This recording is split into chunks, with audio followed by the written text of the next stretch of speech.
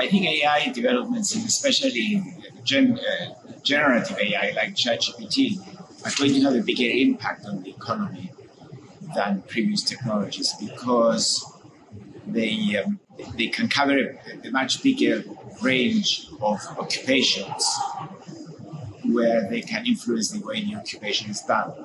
Not necessarily replace people in those occupations. It might increase the efficiency of those who are there already, but it would be relevant to a much bigger fraction of the labor market than, say, robots or even computers before. Well, the pace of AI development is faster, but the application of AI to the economy, I don't think it's faster. People talk about it as if it is faster because of the things it can do in a much faster way. But we don't see any evidence yet that it's actually a faster application. These are not technologies that will give you an immediate shock and suddenly the economy will start growing faster. It will be a very slow process by which AI is incorporated into the economy. And it's going to change the way we do things. It will improve the quality of many things we do, for sure. It might, hopefully, it will improve the quality of jobs that people are doing. It should affect productivity, but it's not something that we're suddenly going to see the economy jumping up and growing faster. So they're more kind of fundamental things, if you like, rather than just giving it a spur like a shock. Well, it's inevitable that new technologies are forming divides between countries because rich countries are able to apply them faster, and they're developed in rich countries, so they are developed to suit the requirements of rich countries more than the poorer countries. So you cannot avoid it in a way. And because they are more sophisticated technologies, there's a good chance that it will increase the divide further. On the other hand, they don't need very expensive equipment to be applied these technologies, and that will work out in favor of developing countries being able to find applications. So it's not completely straightforward. You'll be balanced. If I had to take bets, I would probably say that it will increase the divide by more because it's developed for rich countries. You say they lose the chance. I don't think they had much of a chance of catching up before anyway because of the divide they had.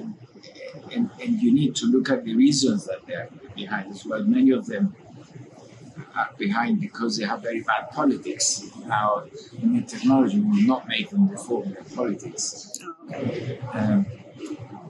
It's certainly true, though, that the old development model where you use your low-cost labor to develop low-cost manufacturing and export, that one is not likely to be a very productive development model because the new technology will be doing those things. You're not going to need many labor-intensive manufacturing products the way you needed them when China first opened up, for example.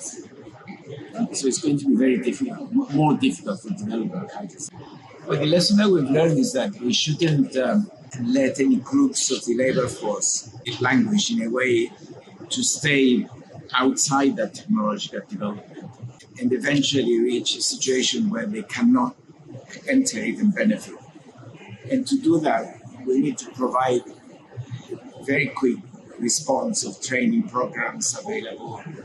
Help from the government would be good. Like to help train workers in that direction through the school education system to adapt quickly.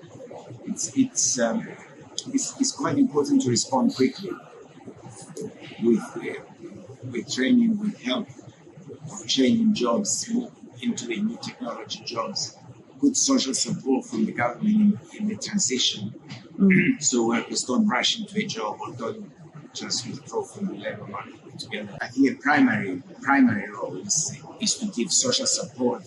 So in between, when workers are in between jobs, when they are unemployed, for example, so that they make the transition in their own time to find the jobs that they're best suited for, and to be able to learn the new skills before they start working with the new technologies. Otherwise, they could be left behind altogether. Now, if you wanted to go to a more expensive route in the way that Scandinavian countries in Europe do it, for example, then the government would actually be subsidizing the training.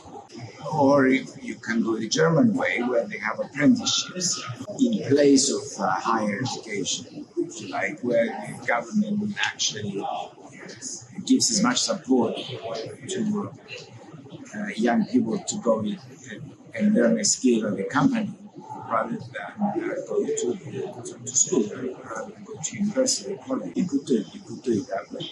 The problem is the older groups, the people over 50 or something that lose their jobs, that it's very difficult for them to retrain.